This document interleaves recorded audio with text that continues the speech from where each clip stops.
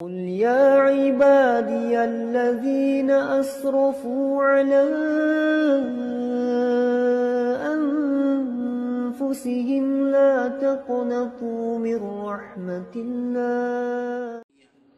Tapi kepentingan kita hanya muamalah dengan Rabbul Izzati wal Jalalah. Kita sedang berdagang dengan Allah Subhanahu wa taala.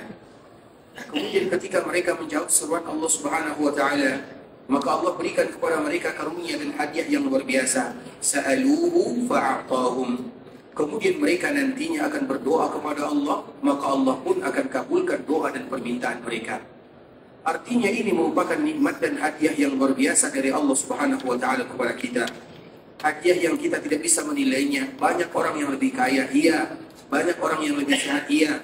Tapi mereka yang dimampukan oleh Allah Subhanahu wa taala, mereka itulah yang akan menjadi tamu Allah Subhanahu wa taala. Yang mampu daripada kita lebih banyak, tapi mereka yang datang itu adalah mereka yang dimampukan oleh Allah agar mereka bisa datang ke Mekah, Madinah untuk melakukan ibadah di sana. Sehingga ini merupakan nikmat yang harus selalu kita ulang, nikmat yang selalu kita kenang, agar kita selalu bersyukur kepada Allah Subhanahu wa taala. Terutama bagi kita yang mungkin diberikan kesempatan oleh Allah Subhanahu wa taala untuk datang ke Mekah, Madinah untuk kesekian kalinya, maka kita harus kembali mengulang nikmat yang Allah Subhanahu wa taala berikan. Karena dengan kita mengulang nikmat Allah Subhanahu wa taala, dengan itu pula lah kita mudah bersyukur kepada Allah. Dan itulah makna daripada firman Allah Subhanahu wa taala, wa amma bi ni'matika, dan tujuannya kita harus selalu bercerita tentang nikmat Allah Subhanahu wa taala. Dan bercerita akan nikmat Allah, minimal kita bercerita kepada diri kita pribadi, bukan kepada semua orang. Tapi kita menceritakan kepada diri kita, kita menceritakan kepada orang-orang yang kita cintai dan orang-orang yang mencintai kita, bukan kepada semua orang. Karena tidak semua orang yang mencintai kita. Itu merupakan kaedah yang ada di dunia. Sehingga makna daripada firman Allah Subhanahu wa taala, wa amma bi ni'mati rabbika fahaddits, ceritakanlah nikmat Allah. Minimal kita bercerita kepada diri kita pribadi, mengulang, mengungkit semua pemberian yang Allah berikan. Wahai fulan, bukankah dulu kamu miskin, Allah kayakan? Bukankah kamu berada di dalam kesendirian, Allah berikan keluarga dan keturunan? Ceritakan semuanya. Dan dengan kita bercerita kepada diri pribadi, mengulang dan mengungkit nikmat Allah Subhanahu wa taala, dengan itulah kita bisa selalu bersyukur kepada Allah Subhanahu wa taala. Kemudian salawat beriringkan salam semoga senantiasa tercurahkan berjunjungan alam Nabi kita yang mulia, uswah dan qudwah kita bersama, Muhammad bin Abdullah sallallahu alaihi wasallam. Rasulullah sallallahu alaihi wasallam adalah suri tauladan dalam kehidupan. Bahkan kalau seandainya kita lihat para sahabat Nabi sallallahu alaihi wasallam, jangan kita berbicara dalam masalah agama, masalah dunia saja, mereka tidak pernah mau menyelisihi baginda Nabi yang mulia sallallahu alaihi wasallam. Padahal masalah dunia kita tidak diwajibkan mengikuti baginda Nabi yang mulia sallallahu alaihi wasallam, karena dunia itu akan berkembang, dunia itu akan berbeda dari satu masa ke masa yang berikutnya. Tetapi kalau seandainya kita lihat bagaimana sahabat Nabi, mereka betul-betul tidak akan pernah menyelisihi Nabi sallallahu alaihi wasallam.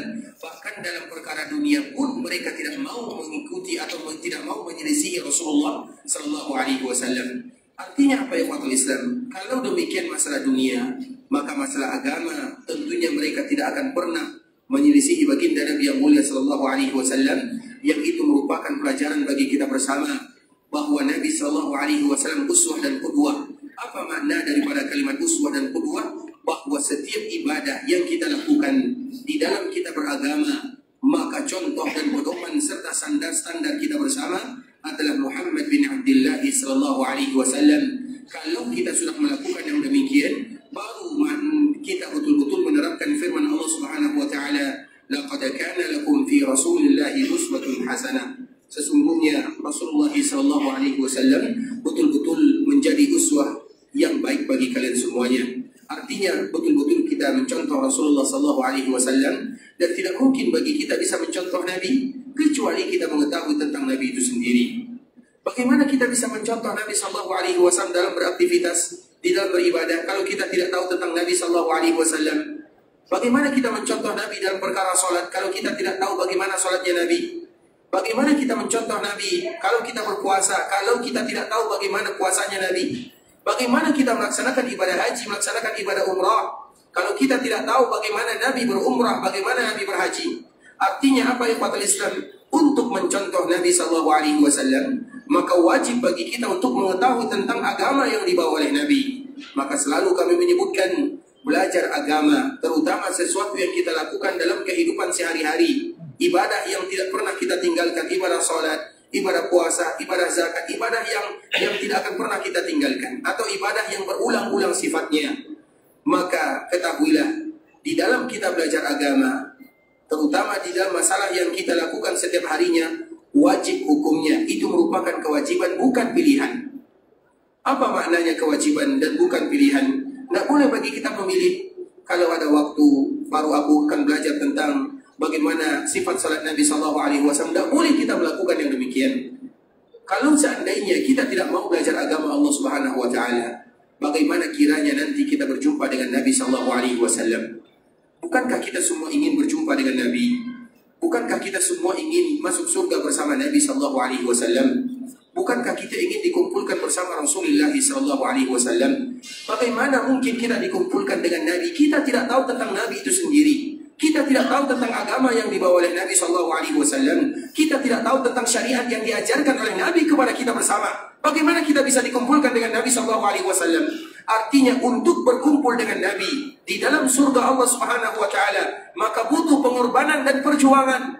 Di antara salah satunya kita belajar tentang apa yang dibawa oleh Nabi SAW, dan semoga duduknya kita di dalam masjid Rasulullah SAW itu adalah bagian kita ingin mengetahui tentang Nabi SAW, tentang agama Nabi SAW, dan semoga nantinya Allah Subhanahu Wa Taala kumpulkan kita bersama Rasulullah di dalam surga Allah Subhanahu Wa Taala. Amin amin ya rabbal alamin. Dan di antara kewajiban yang tidak boleh kita lalaikan atau tidak boleh kita lupakan adalah bagaimana kita menghiasi hari-hari kita dengan sebuah ibadah yang sangat indah, ibadah yang memiliki keutamaan yang luar biasa, ibadah yang di dalamnya ikhwatul Islam, dengan satu ibadah tersebut Allah Subhanahu Wa Taala akan ampunkan dosa kita. Allah Subhanahu Wa Taala akan angkat derajat kita. Allah akan berikan kepada kita pahala. Allah akan berselawat kepada kita. Allah akan menerima doa-doa kita. Allah Subhanahu Wa Taala akan melapangkan urusan kita dengan satu ibadah yang mulia ini. Dan ibadah tersebut adalah ibadah yang mudah bagi kita untuk mengucapkannya, namun jarang di antara kaum muslimin yang berhasil dalam melakukannya, yaitu ibadah mengucapkan salam dan salawat kepada junjungan kita bersama Muhammad bin Abdullah sallallahu alaihi wasallam. Oleh karena itulah ikhwatul Islam, sebenarnya agama ini adalah agama yang sangat mudah, hanya butuh diingatkan saja. Maka itulah gunanya kita berkawan dengan orang-orang yang baik, dengan orang-orang yang saleh, dengan orang-orang yang akan mengingatkan kita untuk beribadah kepada Allah Subhanahu Wa Taala. Dan di antara ibadah yang paling mulia yang tidak boleh kita lewatkan sedikit pun dalam hari-hari yang kita lewati adalah mengucapkan salam dan salawat kepada Nabi Sallallahu Alaihi Wasallam. Jadikan itu sebagai rutinitas kita di dalam kehidupan. Dikala kita berjalan, berselawatlah kepada Rasulullah Sallallahu Alaihi Wasallam. Dikala kita tidak ada kegiatan, berselawatlah kepada Rasulullah Sallallahu Alaihi Wasallam. Dikala kita berada di atas kendaraan, berselawatlah kepada Rasulullah Sallallahu Alaihi Wasallam. Karena selawat itu kita yang butuh kepada ibadah yang mulia ini. Bukan Nabi yang butuh kepada selawat yang kita sampaikan. Dengan selawat Allah ampunkan dosa kita. Dengan selawat Allah mudahkan urusan kita. Dengan selawat Allah berikan kepada kita pahala. Dengan berselawat Allah kabulkan doa kita. Dengan berselawat Allah yang berselawat kepada kita. Oleh karenanya mereka yang mengharamkan, mereka yang rugi adalah mereka yang mengharamkan dirinya dari berselawat kepada baginda Nabi yang mulia sallallahu alaihi wasallam. Allahumma salli ala Muhammad wa ala ali Muhammad kama sallaita ala Ibrahim wa ala ali Ibrahim innaka Hamidum Majid. Allahumma barik ala Muhammad wa ala ali Muhammad kama barakta ala Ibrahim wa ala ali Ibrahim innaka Hamidum Majid. Ikhwatul Islam, saudara kaum muslimin, para tamu Allah rahimani wa rahimakumullah. Pada kesempatan yang berbahagia ini, kita akan kembali melanjutkan pembahasan kita yang sebelumnya, masih berkaitan dengan hadis Rasulullah sallallahu alaihi wasallam, tentunya sesuatu yang berkaitan dengan keutamaan beribadah di dalam masjid Rasulullah sallallahu alaihi wasallam. Masjid yang pondasinya iman dan takwa, masjid yang dibangun oleh baginda Nabi yang mulia sallallahu alaihi wasallam, Masjid yang apabila ada seseorang beribadah di dalamnya, maka akan mendapatkan keutamaan yang luar biasa. Masjid yang ada di dalamnya taman di antara taman-taman surga. Di antara salah satu keutamaan Masjid Rasulullah SAW adalah hadis yang selalu kita bacakan. Salatun fi masjidi hada khairun min alfi salatin fi ma siwa illa al-masjid al-haram. Sesungguhnya mereka yang melakukan salat di dalam Masjid Rasulullah SAW, maka lebih baik daripada 1000 salat dibandingkan dengan tempat yang lainnya, illa al-masjid al-haram, kecuali kalau seandainya seseorang salat di dalam Masjidil Haram. Di dalam riwayat yang lain, salatun fi masjidi hada afdalu, bahwa sesungguhnya orang yang salat di dalam Masjid Nabawi lebih mulia, lebih afdal dibandingkan dengan salat di tempat yang lainnya, lebih daripada 1000 keutamaannya. Kemarin kita menjelaskan tentang ibadah salat yang dianjurkan bagi kita melakukan di dalam Masjid Rasulullah SAW. Dan kita juga harus kembali mengingatkan ikhwatul Islam, ibadah salat itu merupakan ibadah yang luar biasa. Sehingga mengapa satu-satunya ibadah yang disebutkan oleh Allah Subhanahu wa taala keutamaannya di dalam Masjid Rasulullah SAW, salatun fi masjidi hadha afdal, salatun fi masjidi hadha khairun. Kenapa ibadah salat yang disebutkan? Kenapa tidak ibadah lain yang disebutkan? Karena apabila kita sempurna, sukses di dalam melakukan ibadah yang mulia ini, maka ibadah yang lainnya ikut sukses. Namun apabila kita gagal di dalam beribadah salat kepada Allah Subhanahu wa taala, yang lain pun akan ikut gagal. Artinya apa ikhwatul Islam? Ketika seseorang sempurna dalam melakukan ibadah salat, maka yang lain akan mudah bagi mereka untuk melakukannya. Karena memang fondasi ibadah itu adalah perkara salat. Dan salat itu satu-satunya ibadah yang diwajibkan di langit sana. Ibadah puasa, kapan diwajibkan dan di mana diwajibkan? Baru diwajibkan di kala Nabi SAW berada di kota Madinah pada tahun kedua Hijriah. Di mana diwajibkan? Di kota Madinah. Ibadah haji kapan diwajibkan? Kapan diwajibkan? Pada tahun ke 5 atau ke 6? Tahun berapa? Tahun ke 6. Alhamdulillah jawabannya salah ya. Tahun ke 9 Hijriah. Ibadah haji baru diwajibkan kepada kaum muslimin pada tahun ke-9 Hijriah, di kala Nabi berada di kota Madinah. Begitu juga dengan ibadah-ibadah yang lainnya. Sedangkan ibadah salat diwajibkan di langit sana. Allah panggil nabinya, padahal mudah bagi Allah Subhanahu wa taala mengatakan kepada Nabi SAW, "Ya Muhammad, kami wajibkan kepada kamu salat." Maka salatlah, perintahkan umatmu untuk melakukan ibadah salat di kala Nabi berada di bumi. Tapi Allah tidak mau. Allah angkat nabinya melewati langit yang pertama, langit yang kedua, langit yang ketiga, langit yang keempat, kelima, keenam, sampai melewati sebuah tempat yang betul-betul tidak dibolehkan oleh Allah kecuali satu saja. Tidakkah kita tahu tentang sebuah kalimat yang kita kenal dengan kalimat Sidratul Muntaha? Apa arti muntaha? Tidak akan ada makhluk yang bisa melewatinya. Bahkan malaikat Jibril, makhluk yang paling agung, malaikat yang paling besar, tidak bisa melewatinya. Dikala malaikat Jibril berkawan dengan Nabi, menemani Nabi SAW, apa kata Jibril? Di sini sampai kedudukanku, aku tidak bisa lagi menemani dirimu. Karena tidak satupun makhluk yang diizinkan oleh Allah Azza wa Jalla melewati batasan ini. Maka disebut dengan Sidratul Muntaha. Apa arti muntaha? Habis. Satu-satunya yang lewat di sana. Siapa? Muhammad bin Abdullah sallallahu alaihi wasallam. Artinya ikhwatul Islam, begitu tinggi kedudukan salat di dalam syariat, sehingga Allah Subhanahu wa taala angkat Nabi sallallahu alaihi wasallam melewati batasan-batasan yang sebenarnya tidak boleh satupun makhluk yang bisa melewatinya. Namun karena agungnya ibadah ini, maka Allah Subhanahu wa taala panggil nabinya. Kenapa demikian? Karena agungnya ibadah yang akan diwajibkan. Maka oleh karena itulah satu-satunya ibadah yang disebutkan salatun fi masjidi hada. Orang yang salat di dalam Masjid Nabawi. Karena apabila sempurna ibadah salatnya, ibadah lain akan mengikuti. Begitulah kedudukan salat di dalam syariat Islam. Makanya apabila berbicara tentang salat di ikhwatul Islam, jangan kita anggap, kami mohon maaf, jangan kita anggap setiap kali kita melakukan ibadah salat, kita akan diberikan pahala oleh Allah Subhanahu wa taala. Belum tentu. Banyak di antara kaum muslimin mereka yang gagal dalam beribadah salat ini kepada Allah Azza wa Jalla. Maka dari situlah sahabat Abu Hurairah radhiyallahu taala anhu menyebutkan, ada orang yang salat 40 tahun lamanya, namun tidak satu pun ibadah salatnya yang diterima oleh Allah Subhanahu wa taala. Dalam riwayat yang dibawakan oleh sahabat Abdullah bin Mas'ud, tidak satupun atau ada orang yang salat 60 tahun lamanya, tidak satupun ibadah salatnya diterima oleh Allah Subhanahu wa taala. Artinya apa, ikhwatul Islam? Berarti kita jangan dulu merasa setiap ibadah salat yang kita lakukan, walaupun di dalam masjid Nabi, jangan kita langsung merasa ibadah saya diterima oleh Allah Subhanahu wa taala. Belum tentu, ikhwatul Islam. Makanya ada sebuah kisah. Di zaman Nabi sallallahu alaihi wasallam, dikala Nabi berada di dalam Masjid Nabawi, kemudian tiba-tiba ada salah seorang sahabat yang salat. Karena memang Nabi menghabiskan hari-harinya di dalam Masjid Nabawi. Dari pagi sampai siang, Nabi sallallahu alaihi wasallam duduk di dalam Masjid Nabawi. Kemudian dari siang sampai asar, kalau ada tamu, Nabi sallallahu alaihi wasallam melayani tamu waktu ini. Waktu ini adalah waktu di mana Nabi melayani tamunya.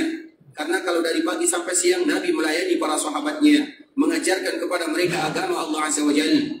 Dari siang sampai sore, Nabi sallallahu alaihi wasallam jadikan waktu ini untuk melayani tamunya. Dari sore sampai maghrib itu adalah waktu Nabi dengan keluarganya. Ada waktu-waktu Nabi sallallahu alaihi wasallam yang sudah dijelaskan atau yang telah disebutkan oleh para ulama sejarah. Kemudian ikhwatul Islam, Nabi selalu menghabiskan waktunya di dalam Masjid Nabawi. Tiba-tiba ada orang yang salat. Tentunya orang ini sudah pasti sahabat.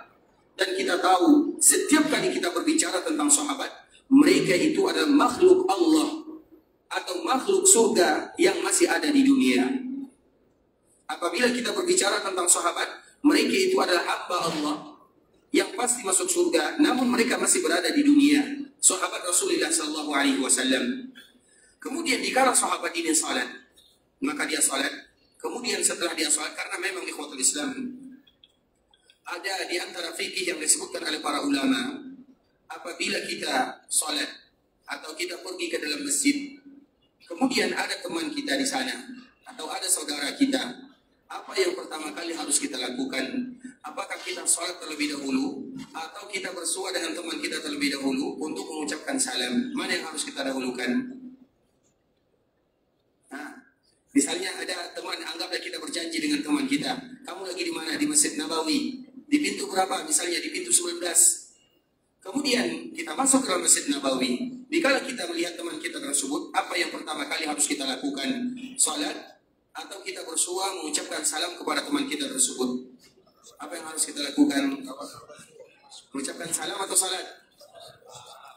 Nah, di sini ada dua pendapat para ulama. Yang satu mengatakan mengucapkan salam, yang satu mengatakan harus melakukan salat. Yang mana? Salat atau salam sama-sama kewajiban. Salat ini haknya siapa? Haknya Allah. Salam itu haknya siapa? Mana yang harus kita dahulukan? Jelas jawabannya? Pasti yang kita dahulukan adalah haknya Allah Subhanahu wa taala. Jadi nanti karena ini selalu dilakukan oleh sebagian kaum muslimin, mereka berjumpa di dalam Masjid Nabawi. Dan juga di antara sebelum kita menyambung ini ikhwatul Islam, agar kita tahu haknya Allah Subhanahu wa taala. Biasanya para jemaah mereka akan melakukan perjumpaan di dalam Masjid Nabawi atau di dalam arena Masjid Nabawi. Dan kemarin kita telah menyebutkan Masjid Nabawi itu yang bagian mana? Yang di dalam saja atau yang di luar juga termasuk di dalamnya?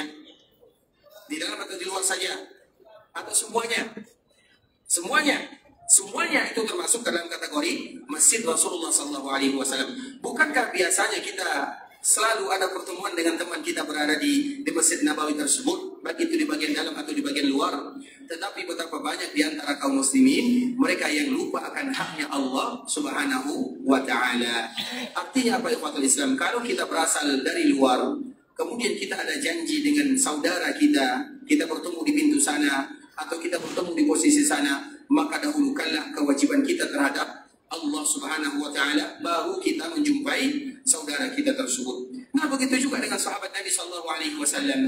Jika dia masuk ke dalam masjid, maka ada hak Allah yang harus ditunaikan, yaitu melakukan salat 2 rakaat. Kemudian setelah dia melakukan salat, baru dia mengucapkan salam kepada Nabi sallallahu alaihi wasallam, "Assalamualaikum ya Rasulullah." Nabi sallallahu alaihi wasallam menjawab salam orang ini. Kemudian setelah Nabi SAW menjawab salam orang ini, apa kata Nabi SAW? Qum fasalli fa innaka lam tusalli. Berdiri kamu wahai sahabatku, lakukanlah salat karena kamu belum melaksanakan ibadah salat. Apakah orang ini sudah melakukan salat atau belum? Sudah atau belum? Sudah. Dan Nabi SAW melihat dia sedang melaksanakan ibadah salat. Tapi apa kata Nabi SAW? Qum fasalli fa innaka lam tusalli. Berdiri, salatlah karena kamu belum salat. Apa maknanya? Iya, secara zahir kamu sudah salat, namun pahala salat kamu itu sifir. Nol, tidak ada pahalanya di sisi Allah Subhanahu wa taala.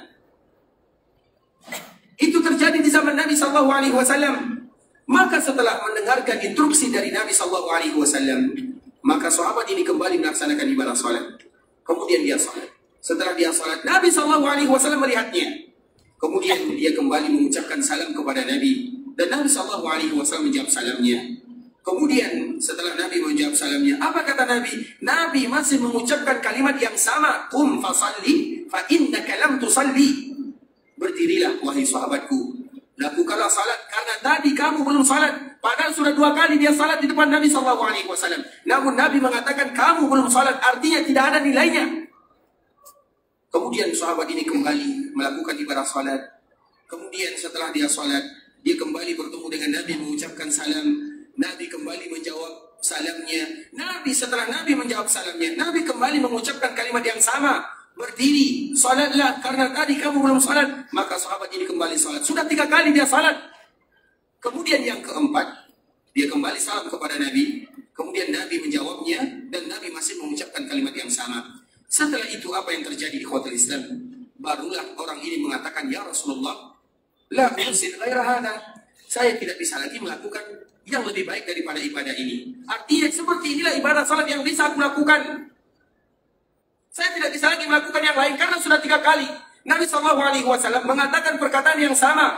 Qum fasalli fa innaka lam tusalli.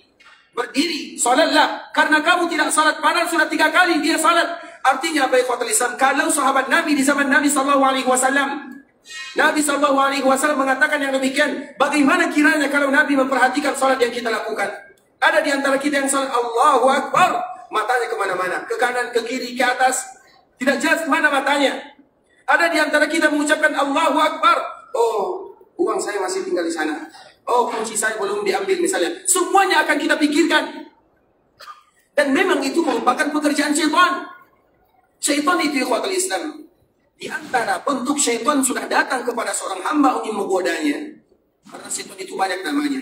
Sebagian para ulama menyebutkan, terutama Imam Ibnu Qayyim rahimahullah yang meninggal pada tahun 752 Hijriah menyebutkan bahwa syaitan itu, setiap syaitan itu ada namanya. Ada syaitan tukang ganggu salat, ada syaitan di pasar, ada syaitan di sini. Semuanya disebutkan. Salah satunya adalah syaitan dikala orang sudah mengucapkan Allahu Akbar. Makanya perkara yang paling banyak was-wasnya adalah perkara salat dan perkara yang berkaitan dengan salat. Karena syaitan betul-betul muncul di sana. Artinya apa ikhwatul Islam? Tidak ada di antara kita yang bisa memberikan jaminan. Dikala dia salat pasti diterima oleh Allah Subhanahu wa taala. Makanya sahabat ini, dikala dia sudah 3 kali mengulang salatnya, dia datang dan mengadu kepada Nabi, ya Rasulullah, saya tidak bisa lagi melakukan yang lebih bagus daripada ini. Maka setelah itu baru Nabi ajarkan, apabila kamu berdiri, berdirilah dengan sempurna. Perhatikan bagaimana gerakan tubuh kalian. Kemudian maka takbirlah, takbir Allahu Akbar. Takbir itu ikhwatul Islam bisa jadi sejajar dengan bahu, bisa jadi sejajar dengan telinga.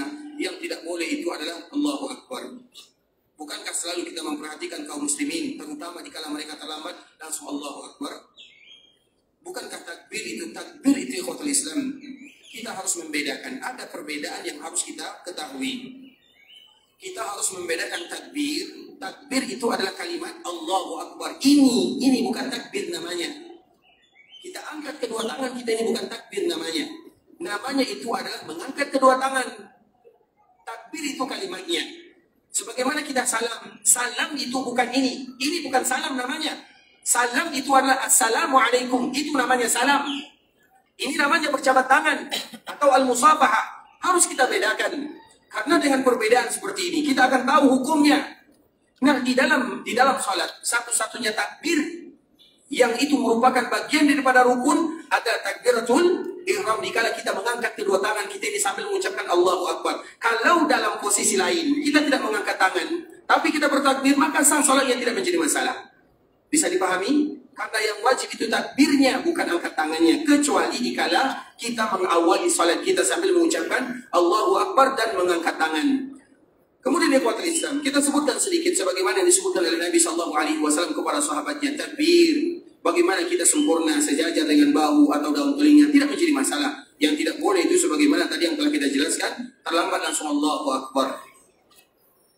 Bukankah banyak seperti itu yang dilakukan oleh kaum muslimin? Atau mereka tidak tahu? Karena gerakan itu ikhwatul Islam, tentunya Nabi Sallallahu Alaihi Wasallam betul-betul mengajarkan kepada sahabatnya agar kita bisa melakukannya. Kemudian setelahnya kita harus membedakan mana rukun salat, mana wajib salat, mana sunnah salat. Ingat, apabila rukun salat yang tinggal, maka wajib kita batalkan rokaatnya, bukan kita batalkan salatnya. Bisa dipahami? Misalnya contoh, kita salat maghrib 3 rakaat. Kemudian di rakaat pertama kita lupa Al-Fatihahnya. Bagi kita yang mengatakan Al-Fatihah itu adalah rukun. Kemudian hampir selesai rakaat pertama, kita ingat ternyata saya belum baca Al-Fatihah. Jadi apa yang harus kita lakukan? Apakah dibatalkan sholatnya? Atau di-cancel rakaatnya? 2 kalimat yang berbeda. Mana yang kita lakukan? Malam ini kita baca tentang sholat saja ya.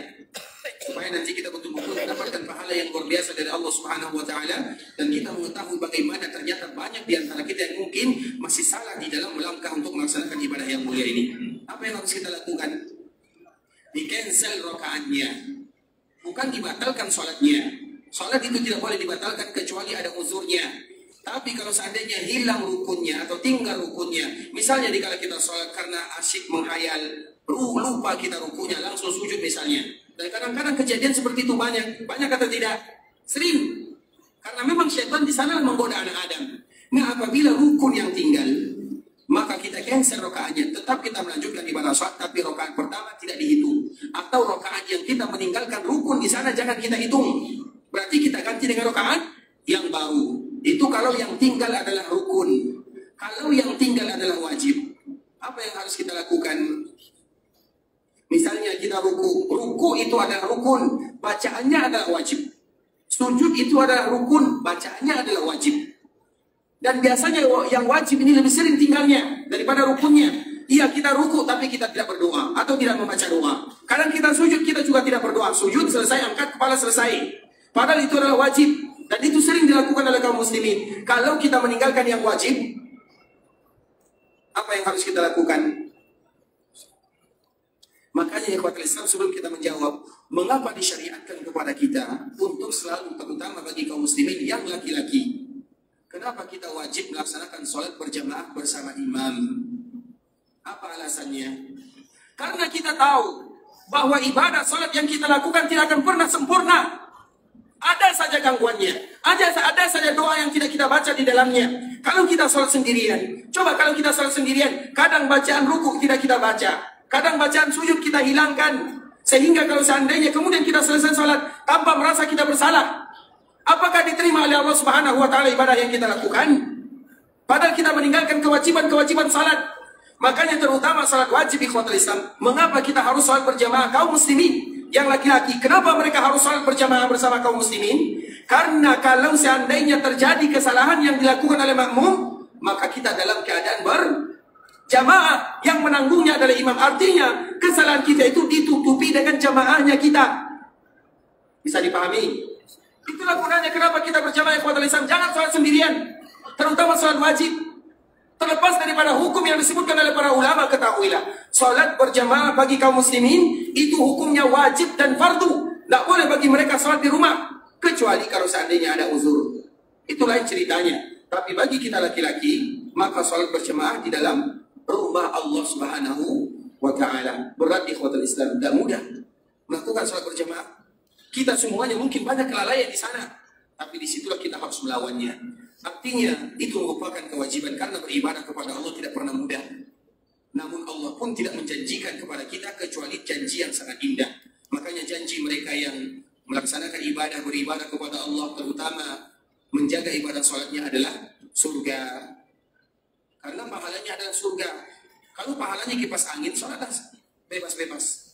Tapi ini pahalanya surga Allah Subhanahu wa Ta'ala. Artinya apa ikhwatul Islam? Maka disitulah kita butuh mengetahui tentang perkara yang akan kita lakukan, terutama dikala kita berada di dalam masjid Rasulullah sallallahu alaihi wasallam.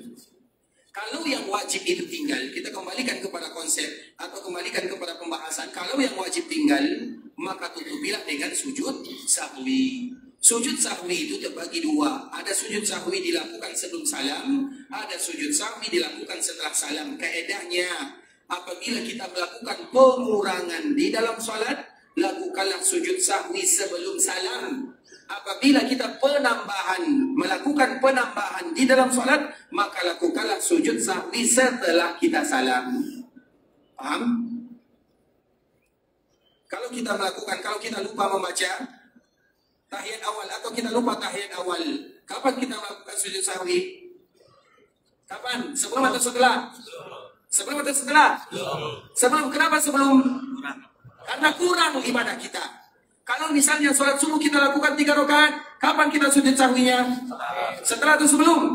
Setelah. Kenapa setelah? Karena kita melakukan penambahan dalam sholat. Kemudian apabila yang tinggal itu adalah sunnah-sunnah salat, misalnya kita salat Allahu Akbar, kita baca Alhamdulillahirabbil alamin waladhdallin amin. Setelah amin kita lupa baca ayat, langsung kita ruku. Apa hukumnya? Apa yang kita tinggalkan itu rukun atau wajib? Rukun atau wajib? Sunnah. Kalau kita meninggalkan sunnah, apa yang harus kita lakukan? Apakah kita wajib dengan sujud sahwi? Iya atau tidak? Yang iya, yang tidak menjadi masalah. Ada kebebasan di sana, tapi tidak terlalu ditekankan sebagaimana yang terjadi pada rukun dan wajib. Artinya apa ikhwatul Islam itu harus kita ketahui bersama. Kemudian Nabi SAW setelah mengajarkan sahabat ini, apabila kamu berdiri, berdirilah dengan sempurna, jangan gegabah, jangan hanya asal-asalan mengucapkan takbir Allahu Akbar, namun pastikan posisi kalian. Kemudian setelah itu ikhwatul Islam, Nabi SAW menyebutkan letakkan tangan kalian di dada. Nah, di dada ini memang terjadi perbedaan para ulama. Ada yang mengatakan sebuah hadis yang mengatakan tentang tangan di dada itu adalah lemah, maka juga tidak menjadi masalah. Kalau perbedaan, karena memang di dalam masalah salat itu ikhwatul Islam banyak sekali perbedaan di antara para ulama. Tapi hadis yang jelas Nabi SAW memerintahkan kita meletakkan tangan di dada. Para ulama juga berbeda di mana dada. Makanya kalau ada seperti ini, ada seperti ini, atau ada yang seperti ini, maka itu semuanya biasa-biasa dan tidak menjadi masalah. Jangan itu dijadikan tolak ukur dan standar, karena memang mereka juga ada perbedaan di sana. Kemudian ikhwatul Islam kita membaca doa iftitah, baca Al-Fatihah, kemudian baca ayat, kemudian setelahnya baru kita ruku. Ruku itu disebutkan oleh Nabi SAW, tangannya dilonggarkan, kemudian melihatnya ke tempat sujud, kemudian punggungnya diluruskan, baru itu ruku yang sebenarnya. Nabi ajarkan kepada sahabat ini. Kemudian setelahnya Sami Allahu liman hamidah. Kalimat Sami Allahu liman hamidah atau setiap kalimat yang kita lakukan di dalam salat, ingat ikhwatul Islam, ingat boleh kalimat tersebut sama dengan gerakan. Misalnya kita mengucapkan Sami Allahu liman hamidah sambil kita bergerak, tidak menjadi masalah. Atau sebelum gerakan, atau setelah gerakan, semuanya tidak menjadi masalah. Bisa dipahami? Misalnya kalimat Allahu Akbar, boleh dengan jika kita langsung bergerak, kita mengucapkan Allahu Akbar. Atau kita bergerak dulu, kemudian kita bergerak misalnya, baru kita mengucapkan Allahu Akbar. Atau kalimat Allahu Akbar dulu, baru kita bergerak, semuanya tidak menjadi masalah. Kemudian setelahnya kita sujud. Ingat ikhwatul Islam sujud, bagaimana Nabi SAW sujud. Jangan dijadikan tangan kita ini apa namanya ini, pergelangan tangan ya. Maka jangan pergelangan tangannya, tangan sajalah, intinya tangan. Karena tangan itu para ulama mereka juga berbeda. Mana yang disebut dengan tangan? Apakah tangan itu sampai di sini atau sampai di sini? Tangan yang mana? Intinya tangan.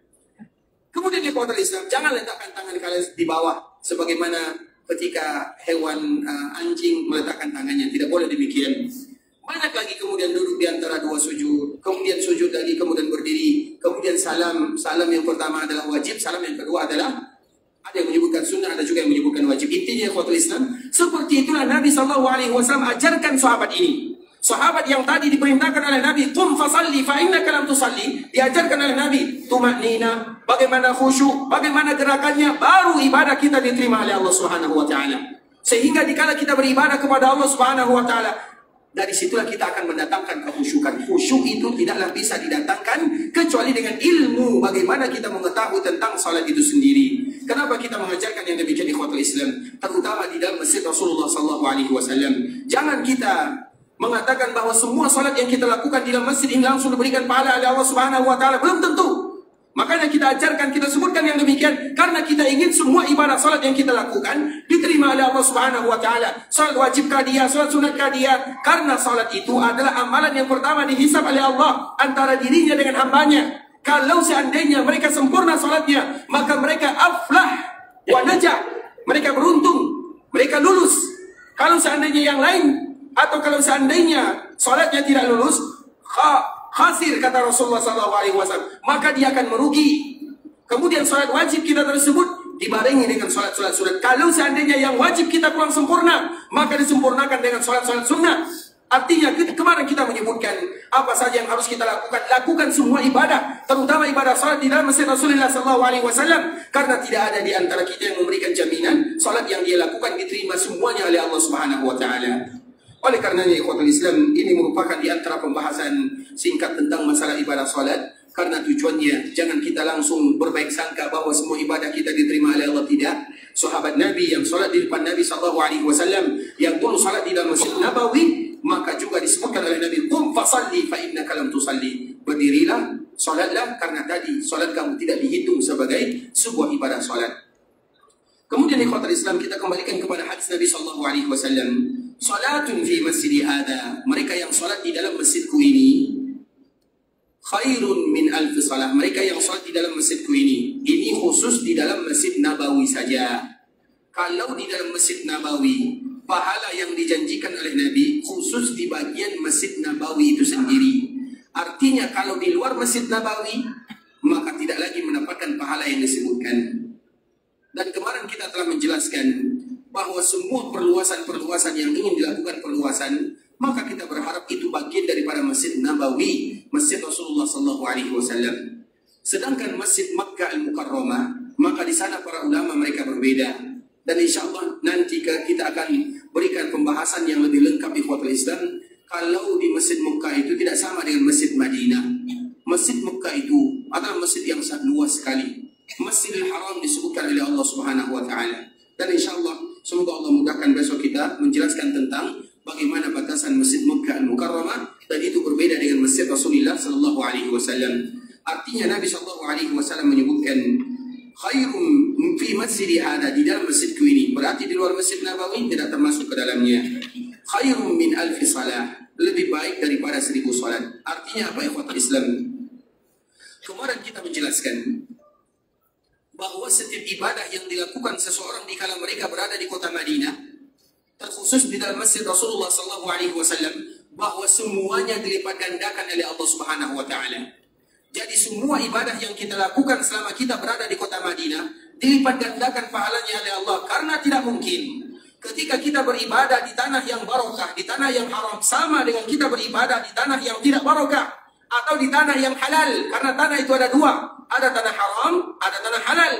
Beribadah di tanah haram itu merupakan bonus dari Allah Subhanahu wa taala, dilipat gandakan semua pahalanya, semuanya tanpa terkecuali.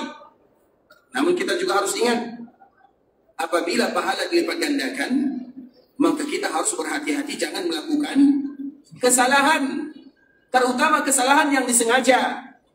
Karena melakukan kesalahan di tanah haram tidak mungkin sama dengan kesalahan yang dilakukan di tanah halal. Maka itulah gunanya disebut dengan kalimat haram. Oleh karenanya ikhwatul Islam, semua ibadah yang dilakukan di tanah haram, di tanah yang barokah, terutama di dalam Masjid Nabawi, maka semuanya diberikan kelipatan oleh Allah Subhanahu wa taala. Dan tidak disebutkan apa artinya, karena itu dikembalikan kepada seseorang. Ada dua orang yang dia sama-sama bersedekah 1 riyal. Yang satu bersedekah 1 riyal, yang satu bersedekah juga 1 riyal. Namun belum tentu pahala yang mereka terima sama. Bisa jadi yang 1 riyal pertama ini betul-betul diagungkan oleh Allah Subhanahu wa taala pahalanya, karena memang dia tidak punya kecuali 5 riyal. Karena banyak orang yang melaksanakan ibadah umrah, dia tidak bawa uang ke sini. Memang uangnya cukup untuk bayar tiket saja. Bayar tiket, bayar hotel, bayar makan, sehingga dia tidak bisa belanja. Ada uangnya 5 riyal, kemudian dia infakkan 1 riyal. Berarti berapa banyak harta yang diinfakkan? Iya 1 riyal, tapi besar di sisi Allah Subhanahu wa taala. Ada orang yang berinfak 1 riyal, namun uangnya 5.000 riyal misalnya. Artinya ikhwatul Islam, sama-sama 1 rial, sama-sama diberikan pahala oleh Allah, namun setiap dari mereka berbeda. Artinya dikembalikan bagaimana kita berinfak. Karena ada orang yang berinfak di waktu dia sulit, ada orang berinfak di waktu dia senang, ada orang yang berinfak di waktu dia lapang. Tergantung bagaimana situasi dan kondisinya. Semuanya dilipat gandakan oleh Allah, tapi tidak akan pernah sama pahala antara si A dengan si B. Tergantung bagaimana situasi dan keadaannya.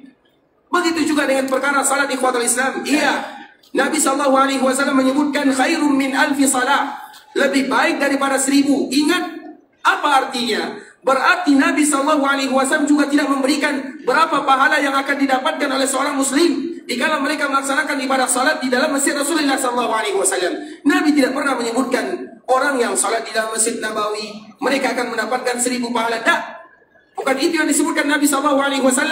Namun Nabi menyebutkan khairun, lebih baik.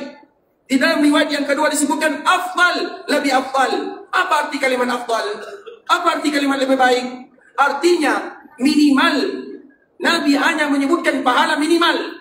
Tidak satu pun mereka yang salat di dalam Masjid Nabawi, tentunya dengan kekhusyukannya, dengan tumaninanya, dengan rukun dan kewajiban-kewajibannya serta syarat-syarat yang dia lakukan, minimal pahala yang akan dia dapatkan lebih baik daripada 1000 salat. Kalau kita ambil kadar minimal saja, kalau kita ambil kadar minimal ikhwatul Islam, maka kita lihat, misalnya nanti kita akan melakukan salat Isya. Jika kita salat Isya berjamaah bersama kaum muslimin, berapa pahala yang akan kita dapatkan? Nah, berapa? 1000 itu kadar minimalnya. Bukankah kalau 1000 itu kita salat sendirian? Kalau salat berjamaah di luar, berapa pahalanya? 27 darjat. Kalau 27 darjat ini, apakah bisa kita bawa di dalam Masjid Nabawi? Bisa atau tidak? Bisa. 27 ini kita bawakan ke Masjid Nabawi. Berarti setiap kali kita sholat berjamaah bersama kaum muslimin dapat 27 pahala atau 27 darjat. Kemudian ada pahala yang berikutnya. Setiap kali kita sholat bersama kaum muslimin, maka kita akan mendapatkan 1000 pahala. Berarti berapa pahala yang kita dapatkan? Nah, berapa pahala yang kita dapatkan? Dikalikan saja 27 dikali 1000, berapa jumlahnya? Itu baru minimal. Artinya apa ikhwatul Islam? Ternyata ada kesempatan yang besar di depan mata kita. Tinggal bagaimana kita memanfaatkan pahala yang disediakan oleh Allah Subhanahu wa taala. Itu baru kadar minimal. 1000 itu kalau kita salat sendirian. Kalau salat berjamaah berbeda lagi. Salat berjamaah 1000 iya, 27 darjat iya juga.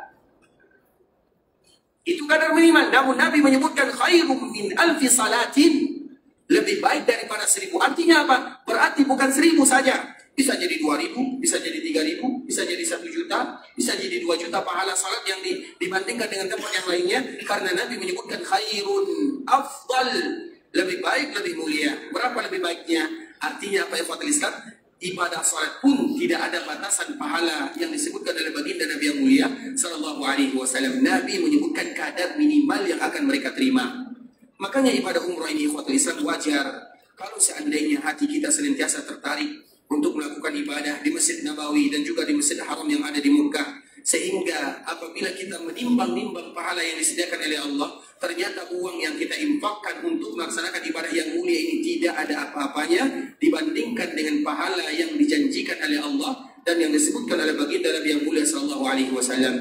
Di samping ada pahala-pahala yang lain, ibadah umrah ini ikhwatul Islam, jangan kita kira ibadah umrah ini akan menghilangkan harta kita. Tidak. Harta secara umum tidak akan pernah lenyap apabila dijadikan untuk beribadah kepada Allah atau dijadikan sedekah, terkhusus ibadah umrah. Ibadah umrah di antara salah satu keutamaannya, ibadah haji dan umrah di antara salah satu keutamaannya akan menghilangkan kefakiran dari seorang hamba. Makanya jangan pernah kita hitung-hitungan dengan ibadah umrah, atau jangan pernah kita hitung-hitungan dengan ibadah haji. Selagi Allah berikan kesempatan kepada kita walaupun pas-pasan saja, maka ingat di antara salah satu keutamaannya adalah Allah akan hilangkan kefakiran dari hamba tersebut. Seseorang semakin sering dia berangkat, semakin dia diberikan kekayaan oleh Allah Subhanahu wa taala. Baik itu kaya secara hartanya atau kaya secara jiwanya. Dan orang yang kaya itu adalah kaya jiwanya, kaya hartanya itu adalah orang yang kaya. Dan orang yang paling kaya adalah orang yang paling kaya jiwanya. Dikala mereka mudah beribadah kepada Allah Subhanahu wa taala. Beribadah kepada Allah jangan kita hitung-hitungan. Salah satunya adalah dikala kita melaksanakan ibadah salat di sini. Makanya pahalanya bukan main-main. Nabi menyebutkan khairum min alfi salat. Lebih baik daripada 1000 salat. Itu kalau kita salat sendirian. Makanya kemarin kita menyebutkan, dikala kita salat melaksanakan salat jenazah yang dianjurkan bagi kita melakukannya, kalau di luar kita mendapatkan 1 qiraat. Berarti setiap kali kita melakukan salat jenazah di Masjid Nabawi, berapa qiraat yang akan kita dapatkan? Bukan 1000, minimal 1000. Artinya pahala apa lagi yang kita dapatkan di ikhwatul Islam? Maka wajar kalau mereka yang melaksanakan ibadah haji dan umrah, mereka pulang dan mereka tidak memiliki dosa, dan semoga Allah ampunkan dosa kita bersama. Karena keutamaan-keutamaan yang banyak sekali disediakan oleh Allah Subhanahu wa taala. Makanya jangan lewatkan setiap ibadah yang kita lakukan, terutama di dalam Masjid Rasulullah SAW. Apalagi nanti kalau seandainya kita berada di dalam Masjidil Haram yang ada di Mekah. Makanya waktu tempat yang paling bagus bagi kita untuk menghabiskannya adalah di dalam masjidnya. Apalagi di Mekah rata-rata tempat tinggal kita jauh, kita akan lelah melangkah ke sana ke sini, maka jadikanlah kelelahan kita itu di Masjid Rasulullah SAW atau di dalam Masjid Mekah yang ada di Masjidil Haram yang ada di Mekah. Kemudian Nabi SAW menyebutkan, khairum min alfi salatin fi ma siwa illa al-Masjidil Haram, lebih baik daripada 1000 kali salat kecuali dibandingkan dengan Masjidil Haram yang ada di Mekah. Di dalam riwayat yang lain ditambahkan wa salatun fil Masjidil Haram, dan salat di Masjidil Haram yang ada di Mekah afdal, lebih bagus. Artinya tidak sama, artinya lebih bagus. Berarti lebih bagus yang berapa kita tidak tahu. Min mi'ati alf, lebih bagus daripada 1000, 100.000. Nabi tidak menyebutkan 100.000, tapi lebih bagus daripada 100.000. Semua hukum-hukum yang kita sebutkan dikala kita belajar di sini, kita menyebutkan tentang kaedah-kaedah yang ada di dalam Masjid Nabawi, maka semua kaedah itu kita lakukan selama kita berada di Masjidil Haram yang ada di Mekah. Semuanya. Kemudian, afdal min mi'ati alfi salatin fi ma siwa, lebih bagus daripada 100.000 dibandingkan dengan tempat yang lainnya. Dan pembahasan ini ikhwatul Islam terkhusus pahala yang disebutkan oleh Allah Subhanahu wa taala yang ada di Mekah, bagaimana keharamannya, dan Masjidil Haram yang ada di Mekah itu yang mananya. Insya Allah kita akan bahas pembahasan ini keesokan hari, dan semoga Allah Subhanahu wa taala berikan kemudahan kepada kita bersama. Ikhwatul Islam, mungkin sampai di sini pembahasan yang bisa kita jelaskan. Kalau ada yang belum paham bisa langsung ditanyakan. Barakallahu fiik. Silakan. Assalamualaikum Ustaz. Mau dijelaskan tentang kaidah penggunaan bahasa non Arab dalam waktu-waktu tertentu saat sholat. Misal kita dianjurkan perbanyak doa di takbir ketiga sholat jenazah, atau sholat atau banyak berdoa setelah tahiyat akhir, atau banyak berdoa berlama-lama saat sujud. Khawatirnya saat menggunakan bahasa selain bahasa Arab, itu khawatirnya akan membatalkan sholat. Apakah benar seperti itu? Mau dijelaskan. Barakallahu fiikum ikhwatul Islam. Pertanyaannya adalah berkaitan dengan doa, terutama di dalam kita melaksanakan ibadah sholat. Karena banyak di antara kaum muslimin ketika mereka hendak berdoa, namun bisa jadi mereka lupa doanya atau belum menghafal doanya. Dan kaidahnya ikhwatul Islam, kalau kita tidak bisa berdoa dengan bahasa daerah kita, maka berdoalah dengan bahasa Arab. Berarti hukum asal berdoa itu adalah dengan menggunakan bahasa Arab. Kenapa harus bahasa Arab? Karena Nabi kita orang Arab. Dan bahasa Arab itu adalah bahasa yang paling indah di antara bahasa-bahasa yang ada.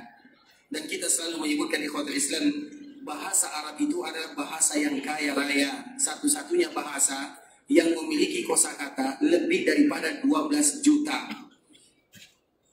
Kalau bahasa kita, bahasa Melayu, bahasa Indonesia, berapa kosakatanya? Kita banyak hutangnya kepada bahasa Arab. Apalagi bahasa Melayu, hutangnya banyak sekali kepada bahasa Arab.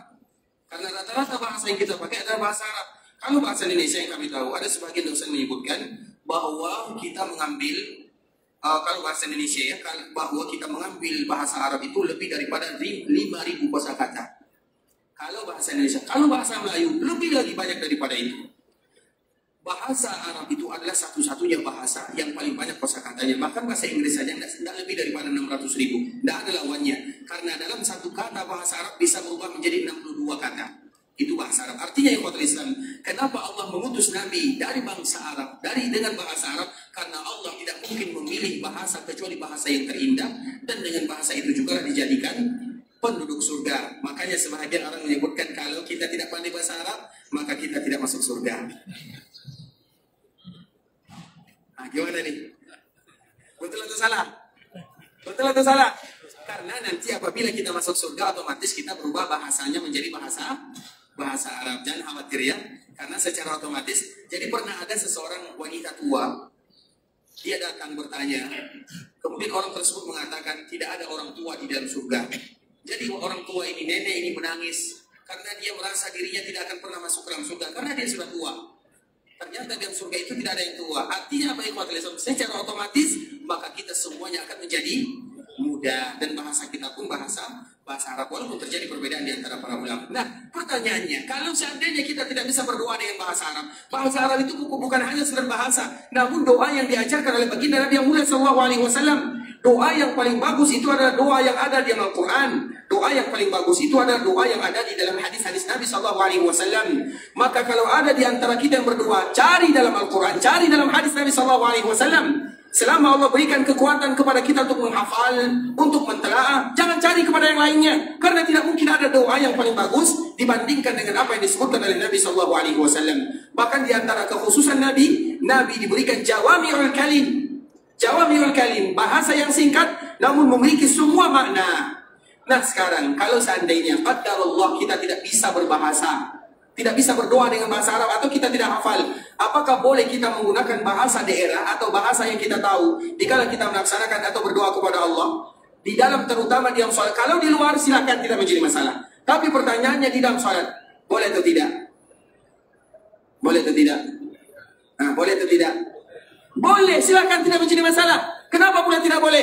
Kalau tidak boleh, betapa banyak orang yang tidak ada kesempatan berdoa kepada Allah Azza wa Jalla.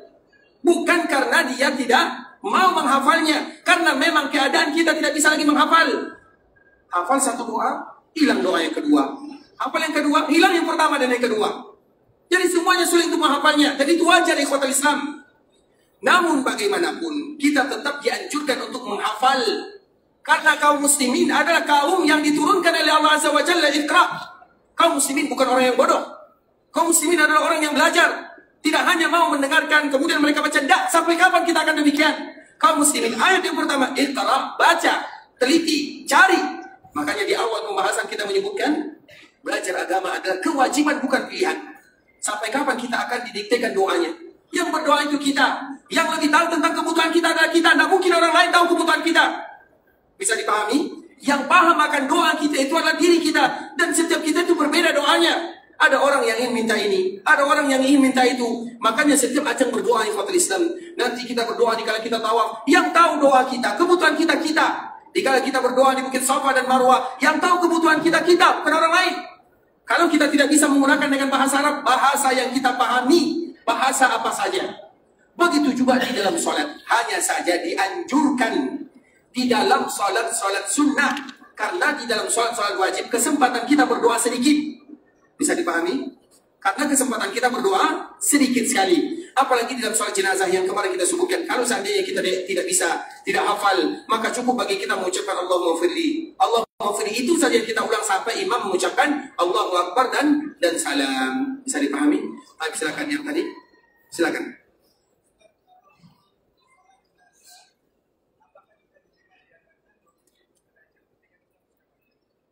Salat jenazah apakah dilipat gandakan pahalanya lebih dari 27 derajat? Wallahu ta'ala alam. Karena yang disebutkan oleh Nabi SAW dilipatkan 27 derajat adalah salat fardu. Salat yang lain tidak disebutkan oleh Rasulullah SAW. Bahkan salat jenazah, salat sunnah. Karena salat jenazah ini sunnah atau wajib? Sunnah. Fardu atau wajib? Sunnah. Sunnah atau wajib? Fardu kifayah itu apa arti fardu kifayah? Berarti apabila ada yang melakukan, dan insya Allah semua kaum muslimin, maka yang lain sunnah hukumnya. Bisa dipahami? Begitu juga dengan sholat khusyuk yang dilakukan sholat berjemaah. Begitu juga dengan sholat istisqa yang dilakukan secara berjemaah. Begitu juga dengan sholat tarawih misalnya yang juga dilakukan secara berjemaah. Semua sholat sunnah yang dilakukan secara berjemaah tidak disebutkan pahalanya oleh Nabi SAW bahwa itu dilipat gandakan pahalanya 27 derajat atau di dalam riwayat yang lain 25 derajat. Jadi yang disebutkan oleh Nabi SAW adalah sholat-sholat wajib 5 waktu sahaja. Jelas Pak ya? Tanya lain. Silakan. Bagaimana menyikapi kita sebagai makmum sholat di belakang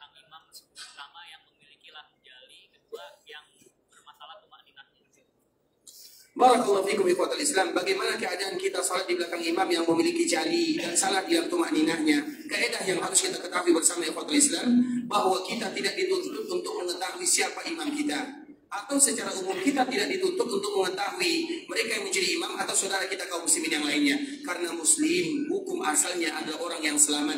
Tidak boleh bagi kita mencelanya, tidak boleh bagi kita mengatakan ini ada salahnya, kecuali betul-betul ada kesalahannya. Itu hukum asalnya. Bisa dipahami? Jadi muslim itu diambil dari kata-kata muslim karena mereka selamat semuanya. Begitu juga dengan imam kita. Imam itu ikhwatul Islam, tidak boleh kita mencari tahu maknanya. Imam itu sudah imam, tidak boleh. Imam ini kita bagaimana bentuknya, apa kelakuannya, itu bukan urusan kita. Tapi kalau seandainya ada kelakuan imam yang kita tahu, seperti misalnya jali.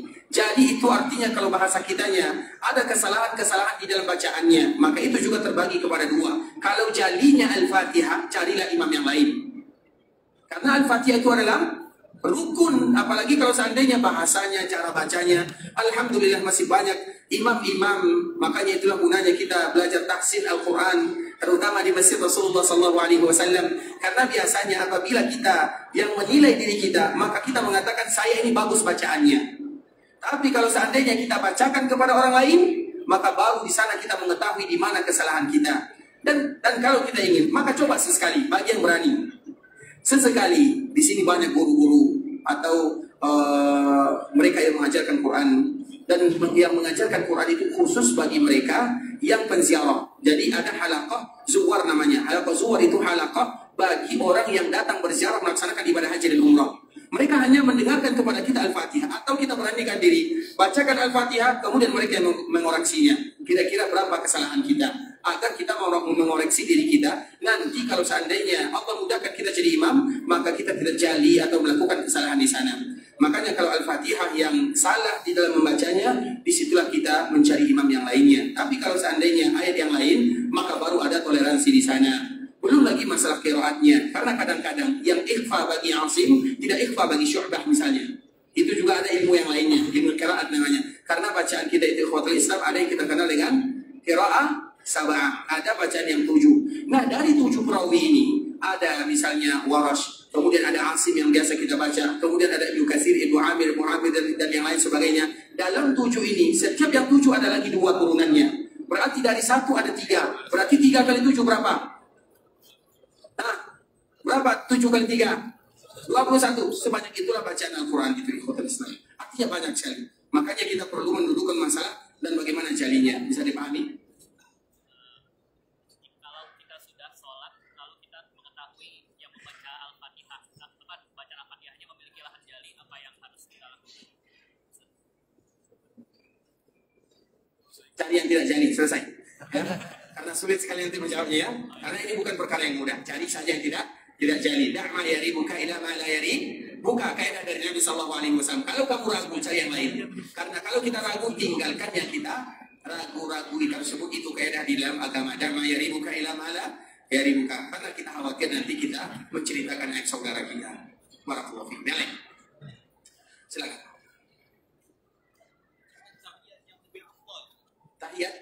Tahiyat awal, tahiyat tadi. Karena ini berkaitan dengan bacaan tahiyat, jawabannya besok. Karena waktu kita tinggal 4 menit lagi. Karena jawabannya panjang, masalah tahiyat besok masih ada. InsyaAllah semoga Allah Subhanahu wa Ta'ala memudahkan kita ikhwatul Islam. Karena tidak ada tempat yang paling indah untuk belajar agama kecuali dari Masjid Rasulullah SAW. Kita semuanya ingin berharap, kita semuanya tamak terhadap pahala yang dijanjikan oleh Rasulullah SAW.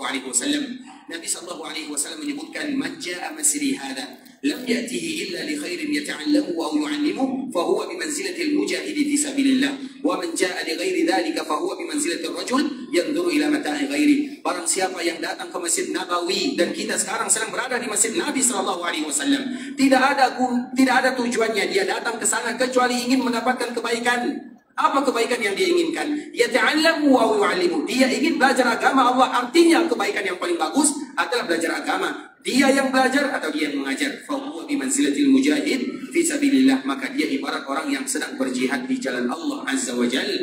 Dan semoga semua kita dihitung sebagai orang yang berjihad di jalan Allah Subhanahu wa Ta'ala.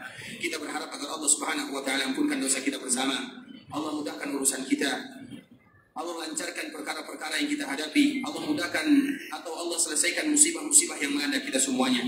Kalau ada di antara kita yang ingin pergi ke Mekah Mukarramah, semoga Allah kabulkan doanya, terima amal ibadahnya, jadikan ibadah umrohnya adalah umratan mabruratan wa sa'yan mashkura wa dhanban maghfura. Kalau ada di antara kita yang pulang ke kampung halamannya, semoga Allah mudahkan urusannya, lancarkan perjalanannya. Allah kembalikan mereka bersama keluarganya dalam keadaan sehat walafiat, dan semoga Allah selalu memberikan kepada kita kesempatan untuk bisa beribadah di tanah haram Makkah Madinah, kita dan keluarga kita serta seluruh kaum musliminnya. Kita tutup dengan mengucapkan doa kafaratul majlis. Subhanakallahumma bihamdika asyhadu an la ilaha illa anta astaghfiruka wa atubu ilaik. Wa sallallahu wa sallim ala nabiyyina wa habibina wa khalilina wa sayyidina Muhammadin wa ala alihi wa sahbihi wa sallam tasliman katsira. Assalamualaikum warahmatullahi wabarakatuh.